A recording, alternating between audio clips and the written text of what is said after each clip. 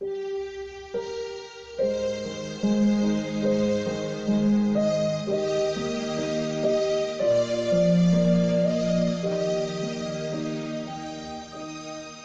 iniciamos essa série, é uma série de mensagens relacionadas à família. Não é um estudo sequencial, tá? Nós vamos abordar aleatoriamente, usando textos focados, voltados para a questão da família, mas vamos dizer assim, a palavra de Deus é sempre um aprendizado para a gente, né? Deve ser. Então, eu espero que a gente vá olhando para isso, mas não esperem um estudo sequencial, uma linha específica. Vamos tratar sobre casamento, sobre isso, sobre aquilo, educação de filhos e tal. Mas nós vamos abordar e vamos voltar a outros assuntos que a gente já tocou antes. Vamos ampliar aquilo, tá bom? Seguindo assim a linha. É uma série apenas de mensagens voltadas para isso. Eu espero que ao longo do tempo seja de bom proveito para nós. Hoje nós vamos fazer a leitura em Gênesis capítulo 4. Gênesis capítulo 4. Na semana passada nós meditamos sobre aquele texto onde Deus instituiu a família, quando Ele estabeleceu o casamento, entregando ali a mulher criada da costela de Adão, deu a ordem a eles: crescei, multiplicai, constituir família, né? Dominai sobre os animais. Deus deu ao homem uma missão e a mulher estava ali para ser a sua ajudadora. Porém, com a entrada do pecado no mundo, isso não se perdeu de todo, mas isso foi desvirtuado. Então a família foi prejudicada. Aquela família que Adão e Eva deveriam constituir não foi como deveria ser, dizendo assim, dentro de um plano ideal de Deus. Então, o que nós temos desde então são muitas aflições advindas do pecado.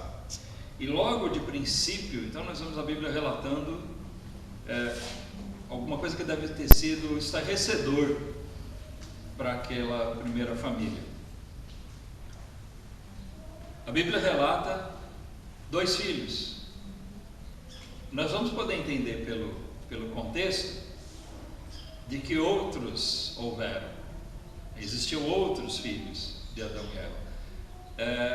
Porém aqui apenas 2 são relatados. O primeiro, Caim, e também Abel. Depois é mencionado por nome Sete, mas também a Bíblia diz que eles tiveram muitos filhos e filhas ao longo de todo o tempo da sua vida. Mas todos nós conhecemos essa história e hoje nós vamos retomar com um pouquinho de atenção sobre o que aconteceu entre esses 2 irmãos, Caim e Abel. Vamos ler aqui então o capítulo 4, quase que inteiro, porque eu gostaria de que os irmãos pudessem verificar o que aconteceu e as consequências do que aconteceu. Tá? Vamos lá. Diz assim: e conheceu Adão a Eva, sua mulher, e ela concebeu e deu à luz a Caim, e disse: alcancei do Senhor um homem. E deu à luz mais a seu irmão Abel, e Abel foi pastor de ovelhas, e Caim foi lavrador da terra. E aconteceu ao cabo de dias que Caim trouxe do fruto da terra uma oferta ao Senhor. E Abel também trouxe dos primogênitos das suas ovelhas e da sua gordura, e atentou o Senhor para Abel e para a sua oferta, mas para Caim e para a sua oferta não atentou. Irou-se Caim fortemente e descaiu-lhe o semblante. E o Senhor disse a Caim: por que tiraste? E por que descaiu o teu semblante? Se bem fizeres, não é certo que serás aceito? E se não fizeres bem, o pecado jaz à porta, e sobre ti será o seu desejo, mas sobre ele deves dominar. E falou Caim com o seu irmão Abel, e sucedeu que, estando eles no campo, se levantou Caim contra o seu irmão Abel e o matou. E disse o Senhor a Caim: onde está Abel, teu irmão? E ele disse: não sei, sou eu o guardador do meu irmão? E disse Deus: que fizeste? A voz do sangue do teu irmão clama a mim desde a terra. E agora, maldito és tu desde a terra, que abriu a sua boca para receber da tua mão o sangue do teu irmão. Quando lavrares a terra, não te dará mais a sua força, fugitivo e vagabundo serás na terra. Então disse Caim ao Senhor: é maior a minha maldade que a que possa ser perdoada. Eis que hoje me lanças da face da terra, e da tua face me esconderei, e serei fugitivo e vagabundo na terra, e será que todo aquele que me achar me matará. O Senhor, porém, disse-lhe: portanto, qualquer que matar a Caim 7 vezes será castigado. E pôs o Senhor um sinal em Caim, para que o não ferisse qualquer que o achasse. E saiu Caim de diante da face do Senhor, e habitou na terra de Nod, do lado oriental do Éden. E conheceu Caim a sua mulher, que obviamente era uma irmã sua, filha de Adão e Eva. Conheceu Caim a sua mulher, e ela concebeu e deu à luz a Enoque. E ele edificou uma cidade, e chamou o nome da cidade conforme o nome de seu filho, Enoque. E a Enoque nasceu Irade, e Irade gerou Meujael, e Meujael gerou Metussael, e Metussael gerou a Lameque. E tomou Lameque para si 2 mulheres, o nome de uma era Ada e o nome de outra Zilá. E Ada deu à luz a Jabal, este foi o pai dos que habitam em tendas e têm gado. E o nome do seu irmão era Jubal, este foi o pai de todos os que tocam harpa e órgão. E Zilá também deu à luz a Tubal-Caim, mestre de toda obra de cobre e ferro. E a irmã de Tubal-Caim foi Noema. E disse Lameque às suas mulheres, Ada e Zilá: ouvi a minha voz, vós mulheres de Lameque. Escutai as minhas palavras, porque eu matei um homem por me ferir, e um jovem por me pisar. Porque 7 vezes Caim será castigado, mas Lameque 70 vezes 7. Então, até aqui, irmãos. Primeiro, uma breve explanação sobre tudo o que aconteceu, né? Nós vemos os 2 filhos trazendo uma oferta ao Senhor, tanto Caim quanto Abel. A oferta de Caim não foi aceita, não foi recebida, Deus não atentou para ela. Isso moveu Caim de ciúme, de inveja, de ira. Deus viu o semblante dele descaído e exortou Caim. Deus conhece os corações, e ele sabia o que passava pela mente de Caim. E ele foi exortado: Caim, se você fizer a coisa certa, com certeza você vai ser aceito. Quer dizer, alguma coisa de errado teve na oferta que ele trouxe para que Deus não recebesse, para que Deus não aceitasse. E Deus disse, é importante a gente frisar isso: o pecado jaz à porta, mas sobre ele deves dominar. O ponto central da questão está aqui. O ponto central de tudo: o pecado que entrou no mundo jaz à porta, ou seja, ele estava para afetar a vida de Caim. E Deus disse: porém, você deve dominar, você deve controlar os seus impulsos a pecar. Mas Caim não deu importância à exortação de Deus, exortação direta de Deus. E, como diz aqui, ele falou com Abel, não diz o que ele falou. Mas o que nós entendemos do texto aqui é que a morte de Abel não foi numa briga Caim não chegou discutindo com Abel e eles foram brigar, mas foi uma morte à traição. Ele induziu seu irmão a ir ao campo, um lugar afastado, e ali o matou, como se aquilo fosse ficar escondido. Ele usa de ironia para com Deus, quando Deus pergunta: onde está teu irmão? Ele diz: não sei, não sou guardador do meu irmão. Todas essas atitudes mostram a falta de temor de Deus que havia nesse homem chamado Caim. O nosso assunto é o pecado afetando a família, e é o que nós vemos aqui. Como eu disse a princípio, quando o pecado entrou no mundo, ele trouxe muitas dores e pesares, e hoje nós sofremos as consequências disso fortemente. Mas isso foi sentido de uma maneira muito acentuada mesmo, logo de início, entre aqueles dois filhos do primeiro casal, daquela primeira família. O pecado entrou assolando a família de uma maneira estarrecedora. Nós todos sabemos que a nossa vida chega num ponto em que ela vai findar, né?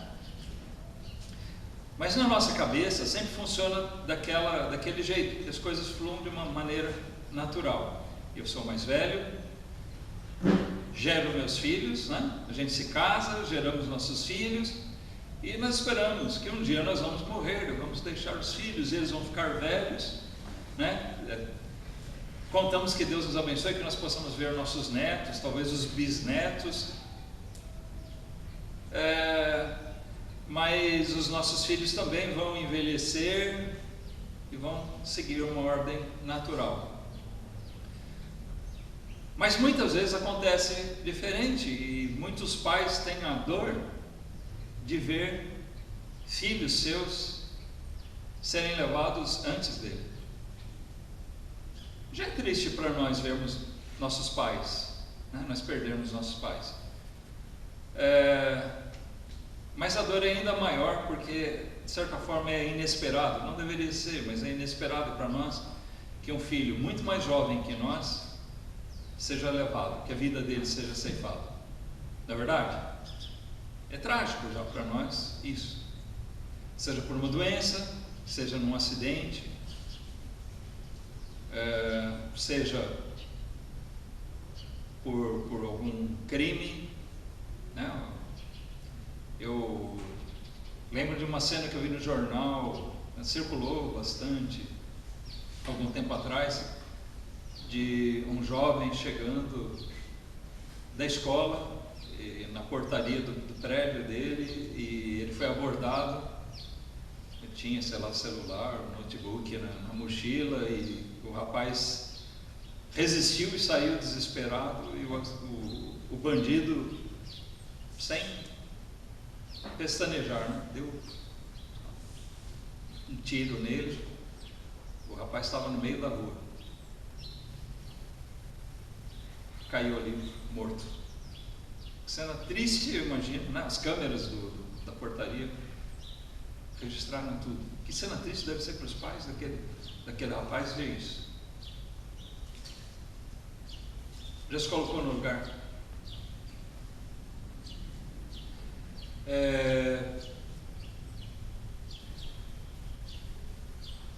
Isso já é estarrecedor. É o pecado. Alguém movido pelo mal, não respeitando o direito de propriedade, não respeitando o direito à vida do seu próximo,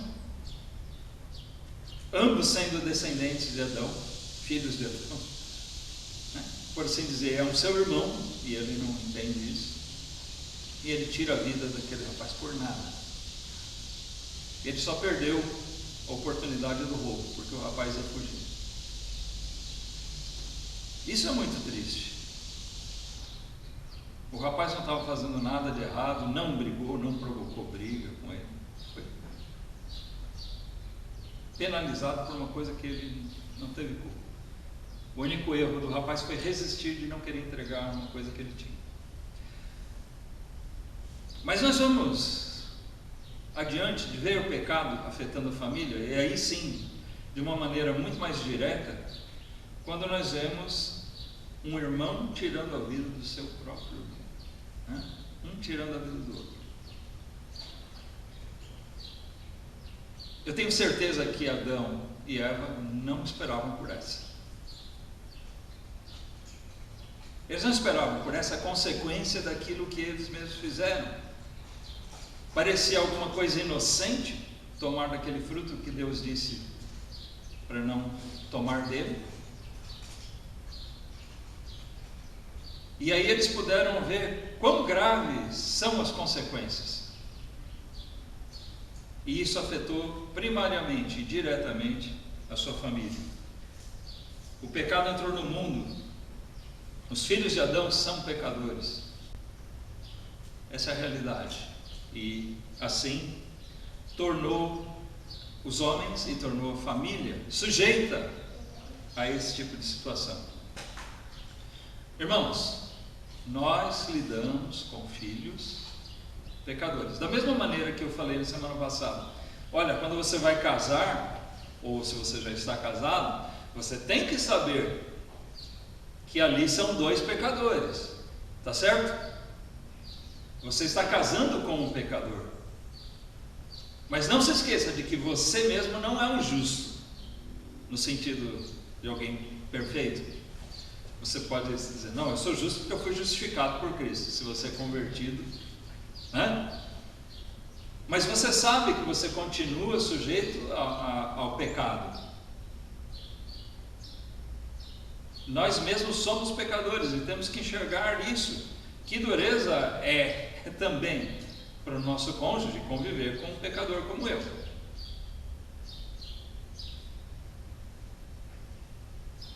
Às vezes eu fico com bronca da Miriam quando eu me deparo com os pecados dela.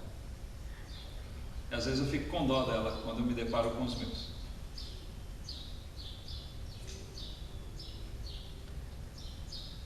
Mas os filhos que nós geramos, eles também são pecadores.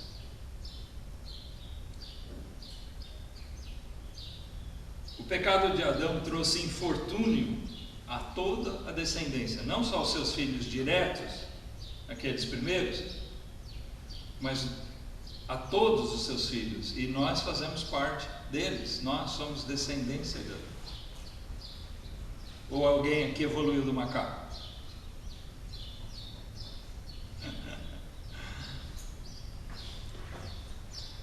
Bom, há quem diga que Adão foi um macaco,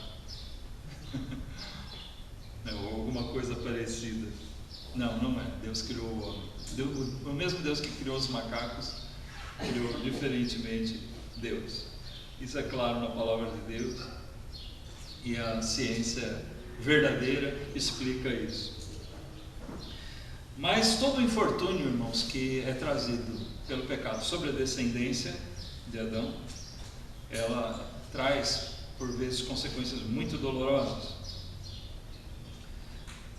Eu fiz questão de ler todo o texto, ficou um pouquinho mais longo e avança além de Caim, porque eu queria que vocês observassem também as consequências que se estenderam além daquilo. Imagine, né, se coloquem no lugar de Adão e de Eva. Ver um filho seu tirar a vida do outro. Terrível. Concordam comigo? Mas, ainda mais, Caim sabia que se ele permanecesse ali, como ele diz, a minha maldade é tão grande que não pode ser perdoada. Talvez nós possamos entender que ele duvidou da capacidade de Deus de perdoar, da misericórdia de Deus, O coração dele era tão duro que ele não estava pronto a um arrependimento. Mas, de verdade, irmãos, o que Caim estava constatando é de que ele não seria perdoado por sua própria família, que seus outros irmãos, cujos nomes são omitidos aqui,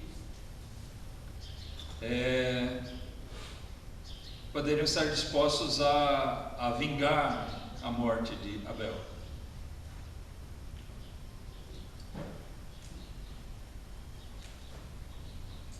Tanto que Deus, nós não sabemos como foi isso, tem muita especulação, mas Deus colocou uma marca em Caim para que ninguém que encontrasse o matasse.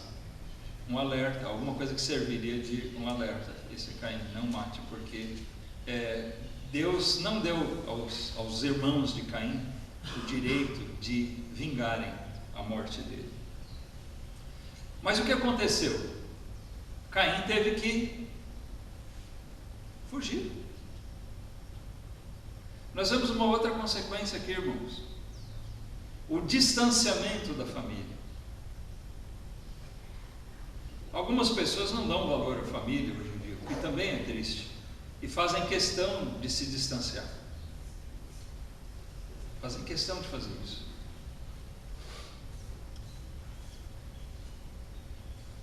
Família tem que ser visto como algo sagrado, e é sagrado. Nós devemos dar valor para ela. Eu lembro quando Deus moveu o nosso coração para ir para Sud-Menuce, 630 quilômetros de São Paulo. Foi doloroso para nós.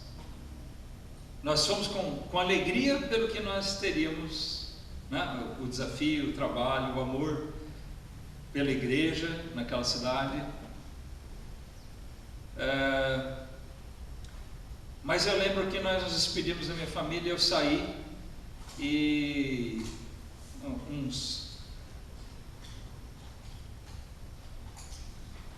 nem 300 metros acho para frente, eu parei o carro para chorar. Eu ia rever minha família e a gente voltava periodicamente, mas pensar na questão do distanciamento para nós era doloroso, saber, nós estávamos com os filhos pequenos, nós estávamos tirando, né, o privilégio dos avós estarem perto dos netos, os tios. Bom, tudo aquilo passou pela cabeça, mas tinha um preço a ser pago, né? E nós estávamos dispostos a isso. Mas, irmãos, nós estamos falando de um distanciamento aqui muito mais doloroso, porque houve um distanciamento físico. Caim teve que se mudar para uma região mais ou menos distante de onde eles estavam, onde era o centro ali da civilização inicial, né? Eles tiveram que mudar para uma certa distância, ele com a sua mulher, e foi assim, fazer vida, fazer sua família longe deles. Adão e Eva não tiveram oportunidade de conviver com Lameque, com seus netos. O Lamequinho cresceu longe dos avós. E todos aqueles, né, Enoque, eu digo neto, bisneto, todos esses aqui, essa descendência, foi criada longe daquela família, né, do tronco da família deles.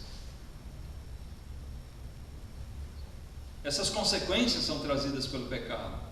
E esse mesmo Lameque que nós mencionamos, que a Bíblia cita aqui, vejam as consequências. A falta de temor de Deus de Caim fez com que novas desgraças viessem a acontecer nas gerações seguintes. Nós vemos a decadência moral, a decadência no pecado dessa família. A descendência de Caim se mostrou talentosa. Um deles, chamado Jabal,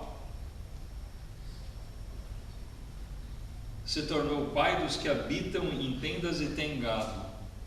Ele se tornou um nômade, um criador de gado. O outro foi um criador dos instrumentos musicais, o inventor dos instrumentos musicais, o Jubal. E o Tubal-Caim também foi, vamos dizer assim, o criador da metalurgia, trabalhar com cobre, ferro, criar, trabalhar os metais para produzir instrumentos, ferramentas. Então a gente vê que era uma família talentosa, porém o talento artístico, criador deles não fez dessa família assim, uma família temente a Deus. Eles se desviaram pelos seus caminhos.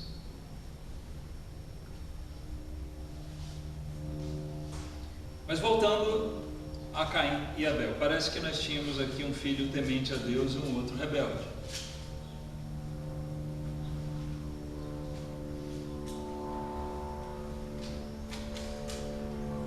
É possível que os pais tenham cometido erros e injustiças entre eles na educação, mas nós não podemos cair na teoria freudiana de justificar os erros, a tomada de atitude de Caim, culpando os pais. É possível e é provável que Adão e Eva cometeram erros na educação. Como pecadores, faltou sabedoria, faltou justiça talvez. A Bíblia não relata nada disso. Eu estou supondo porque na imperfeição deles, assim como nós vemos nos nossos dias, eles devem ter cometido as mesmas coisas que nós, talvez mais, talvez menos. Mas nós cometemos erros. Nós, às vezes, somos injustos, mesmo querendo ser justos na criação dos filhos. Nós podemos pender mais para um do que para o outro, talvez tomar atitudes de reprovar um por uma coisa que na verdade foi culpa do outro, beneficiar mais um ou outro. Isso se torna uma coisa comum entre os irmãos. Eu não sei o quanto isso afeta todas as famílias, né? Em particular, a gente não conhece o dia a dia, mas briga entre irmãos é comum, não é não? Nós temos uma irmã Nádia aí que tem 4 homens em casa. Tem muita briga lá? Não?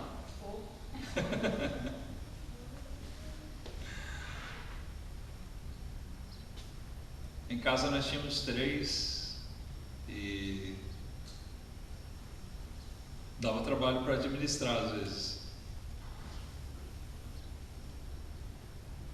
E eu lembro na minha casa, eu pequeno, como eu era o caçulinha, um pouquinho mais novo e tal, geralmente eu não entrava, eu era o queridinho.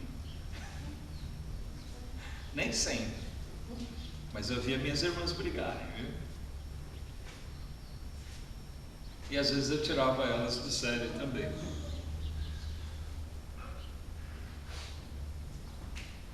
Mas é normal, principalmente quando são muito próximos, haver conflito entre os irmãos.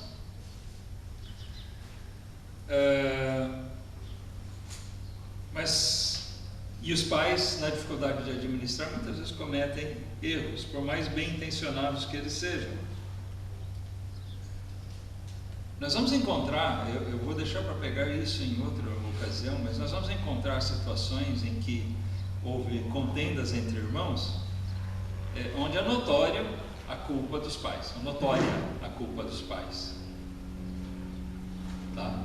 Dá um spoiler para um assunto futuro, mas a gente vê o caso, por exemplo, de Jacó com seus filhos.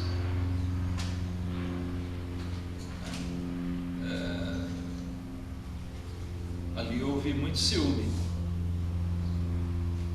e Jacó teve responsabilidade sobre isso, mas isso é assunto para outra ocasião. Também não justifica o que os irmãos de José fizeram, tá? Deixando já isso claro. É um erro nós colocarmos, terceirizarmos a responsabilidade das atitudes de cada um. Como nesse caso, Caim tinha que dominar sobre o pecado, estava na vida dele, ele tinha que pôr controle, ele tinha que recorrer a Deus para pôr controle sobre a tendência, sobre a intenção, sobre os propósitos maus do seu coração para pecar, e que Deus sabia e demonstrou, deixou claro isso para Caim já naquela ocasião. Nós percebemos a diferença entre Caim e Abel na própria receptividade de Deus às ofertas trazidas.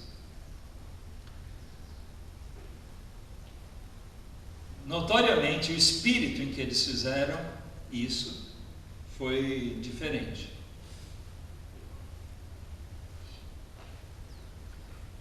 Eu particularmente tenho entendimento de que também a própria oferta trazida, não só a maneira que foi trazida, mas aquilo que foi feito de fato, também foi errado.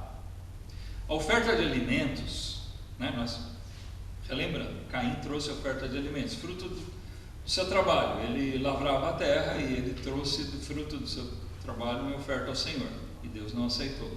E Abel criava gado, e ele sacrificou das primícias do seu gado ali e trouxe oferta ao Senhor, e Deus aceitou, tentou para a oferta de Abel e não a de Caim. Então foram ofertas diferentes. Alguns entendem que a questão foi só no espírito em que eles trouxeram, porque Caim não era temente a Deus. Mas entendo que o espírito influiu também na própria oferta. Na lei, nós encontramos oferta de alimentos também, semelhantes ao que Caim fez, ao que Caim trouxe. Tem lugar para isso, mas ela tem na própria lei, que viria muitos séculos depois, tem um lugar específico, um tipo de oferta, uma intenção diferenciada. A oferta de Abel, ela é aquela que retrata de fato a necessidade do derramamento de sangue de um inocente, de um justo pelos injustos. Abel se declarou a Deus um injusto. Abel se confessou a Deus, alguém necessitado da expiação do cordeiro, dentro daquilo que Deus já tinha revelado aos seus pais. E Caim trouxe uma oferta, talvez aquilo que estava mais à mão dele. Ele poderia ter proposto uma troca. Abel, meu irmão, você tem animais? Olha, eu te dou aqui cereais, tanto por uma ovelha sua, para eu trazer em oferta ao Senhor. Ele poderia ter feito isso. Mas parece que tanto o entendimento quanto o discernimento e o espírito de Caim não eram típicos de alguém que verdadeiramente teme a Deus e atenta para aquilo que Deus quer. Hoje muitas pessoas estão fazendo assim: querem oferecer a Deus aquilo que está mais à mão, o que é prático. Então tem gente que vai à igreja mais próxima da sua casa, por exemplo, né? Por quê? Porque é mais próximo. Ele quer que Deus receba o tipo de louvor que ele acha que é bom, que ele agrada a ele. Ele quer ter o tipo de vida que ele acha que deve ser bom e é natural. Ele não se preocupa com o que Deus quer. Então parece que Caim foi o típico homem não temente a Deus que agiu assim. E assim são esses que agem dessa maneira. Agem sem temor de Deus. Então em tudo isso nós vemos claro quais eram as diferenças entre o Caim e o Abel. E a atitude de Caim após a exortação de Deus mostrou qual era o seu real espírito. Um homem com coração maligno, desrespeitoso, irreverente a Deus. Irmãos, nós precisamos orar pelos nossos filhos. Nós vamos chegar nesse ponto aqui na prática. E precisamos tentar incutir na mente deles a necessidade de um temor reverente a Deus. Eu não vou aqui culpar Adão e Eva, eu não sei como foi a vida deles com os filhos. Mas o fato é que isso não se encontrou naquele filho chamado Caim.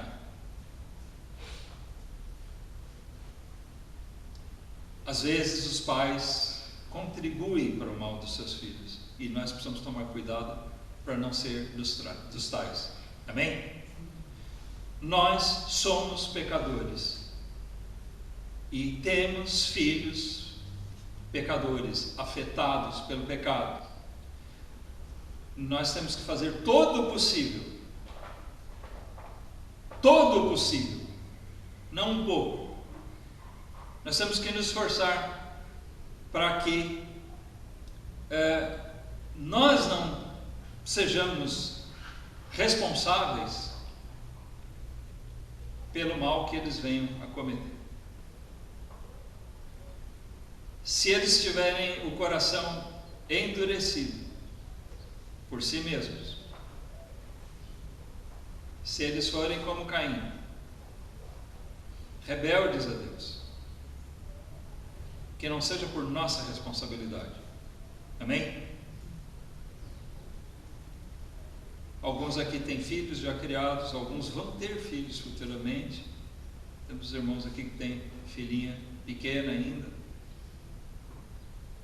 Alguns são já um pouquinho mais crescidos, mas cada um de nós tem que ter essa responsabilidade para si, de buscar agir com os filhos de maneira que nós não sejamos responsáveis por termos nós induzido eles a pecar. Nós vamos finalizar essa parte aqui, irmãos, lembrando que esse caso não é isolado na Bíblia, de filhos rebeldes. Isso nem sempre depende dos pais. Nós temos o relato de um homem que se mostrou temente a Deus. Ele se reconhecia uma pessoa extremamente falha, humilde. Eu admiro. Tem alguns personagens da Bíblia que eu admiro bastante. E esse é um deles. E vejo na vida dele mostras realmente de alguém humilde. Eu vou dar uma dica aqui. Ele foi pai do primeiro rei de Israel. Quem foi o primeiro rei de Israel? Saul. Será? Oficialmente a gente tem Saul, né? Mas vamos ver lá. Vamos fazer a leitura em Juízes capítulo 8. Olha só, no período dos juízes, por um breve tempo existiu um rei sobre Israel. Juízes capítulo 8, versículo 22.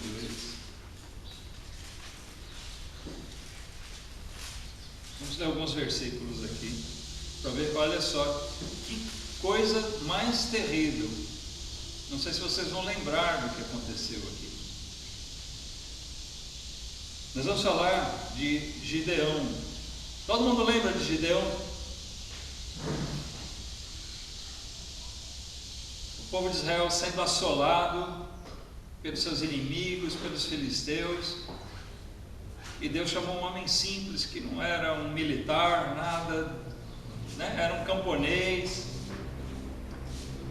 aparentemente ainda jovem, chamado Gideão. E o Gideão foi usado por Deus com um grupo mínimo, né? Deus usou um homem despreparado para a guerra, com um grupo mínimo de homens, para espantar os seus inimigos e ainda motivar toda a nação a lutar. Israel estava com medo dos seus inimigos, e Gideão foi usado para ser o grande líder nas mãos de Deus, para motivar aquela nação a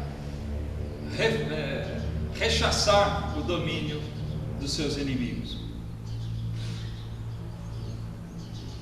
Depois disso, o que nós lemos no versículo 22? Juízes 8, 22. Então os homens de Israel disseram a Gideão: domina sobre nós, tanto tu como teu filho, e o filho de teu filho, porquanto nos livraste da mão dos midianitas. Dos filisteus aqui, né? Entenda-se, midianitas, tá? Porém, Gideão lhes disse: sobre vós eu não dominarei, nem tampouco meu filho sobre vós dominará, o Senhor sobre vós dominará. Eu falei que esse homem aqui, eu admiro a atitude humilde dele. Ele foi tido como um grande herói por aquilo que ele fez. Tanto que o povo já queria logo colocar, nós estamos aqui na época dos juízes. Deus não queria que fosse instituído o rei. Deus era o governante da nação de Israel. Não era para haver rei. Mas o povo já viu. Gideão é o nosso herói. Gideão, nós queremos que você seja o nosso rei. E não só você, mas a sua descendência. Quando você morrer, seu filho, seu neto, sua família vai governar sobre nós. E Gideão disse: não, eu não vou governar vocês, e nem meu filho. Essa era a vontade dele. Nem meus filhos vão reinar sobre vocês. Versículo 29. E foi Jerubaal. Lembrem que Jerubaal aqui vai alternar, mas Jerubaal é o próprio Gideão. Ele ganhou esse nome aqui porque logo de início, quando Deus chamou ele derrubou o ídolo que tinha nas próprias propriedades do pai dele, de Baal, né? Isso criou uma confusão danada ali. Então ele ganhou esse nome de Jerubaal. Então diz aqui: foi Jerubaal, filho de Joás, e habitou em sua casa. E teve Gideão, o Jerubaal, 70 filhos que procederam dele, porque tinha muitas mulheres. E sua concubina, que estava em Siquém, lhe deu à luz também um filho, e pôs-lhe por nome Abimeleque. E faleceu Gideão, filho de Joás, numa boa velhice, e foi sepultado no sepulcro de seu pai Joás, em Ofra dos Abiesritas. E sucedeu que, como Gideão faleceu, os filhos de Israel tornaram a se prostituir após os Baalins e puseram a Baal Berites por Deus. E assim os filhos de Israel não se lembraram do Senhor seu Deus, que os livrara da mão de todos os seus inimigos ao redor, nem usaram de beneficência com a casa de Jerubaal, a saber, de Gideão, conforme a todo o bem que ele havia feito a Israel. E Abimeleque, filho de Jerubaal, foi a Siquém, aos irmãos de sua mãe, e falou-lhes, e a toda a geração da casa do pai e de sua mãe, dizendo: falai, peço-vos, aos ouvidos de todos os cidadãos de Siquém, qual é melhor para vós, que 70 homens, todos os filhos de Jerubaal, dominem sobre vós, ou que um homem sobre vós domine? Lembrai-vos também de que sou osso vosso e carne vossa. Então os irmãos de sua mãe falaram acerca dele perante os ouvidos de todos os cidadãos de Siquém todas aquelas palavras, e o coração deles se inclinou a seguir Abimeleque, porque disseram: é nosso irmão, ele era ali daquele lugar, né? E deram-lhe 70 peças de prata da casa de Baal-Berite, e com elas alugou Abimeleque uns homens ociosos e levianos que o seguiram. E veio à casa de seu pai, a Ofra, e matou a seus irmãos, os filhos de Jerubaal, 70 homens, sobre uma pedra. Porém Jotão, filho menor de Jerubaal, ficou, porque se tinha escondido. Então notem que tragédia, né? O Gideão disse: não, eu não vou ser rei de vocês, o Senhor é o rei de Israel. Nem eu, nem meus filhos serão. Essa era a vontade dele. Mas aí ele morreu, e esse filho dele, o Abimeleque, tomou para si esse desejo. E ele foi astuto, né? Dizendo ao povo: vocês querem que 70 pessoas governem vocês, ou vocês preferem um só? E olha que eu sou aqui, né, da cidade de Siquém, eu sou aqui de vocês. Então aquele povo se moveu para constituir Abimeleque como rei, e é o que acontece em seguida aqui. Mas antes disso, ele pegou aquele dinheiro, aquelas peças de prata, e pagou mercenários para ir lá, amando dele, matar seus 70 irmãos.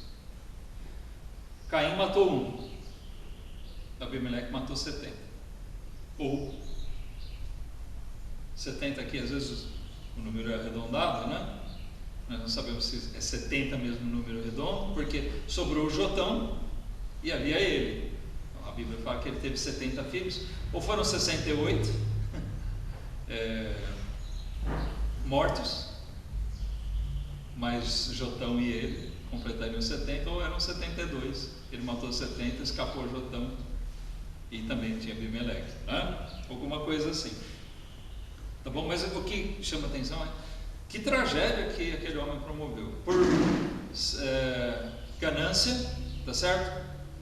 Ele quis ser o que seu pai não quis ser, e nem quis que os seus filhos fossem, porque sabia que essa não era a vontade de Deus. Mas por essa ganância dele, ele não hesitou em matar não um, mas 70 irmãos. Nós devemos ver a que ponto o pecado pode afetar uma família.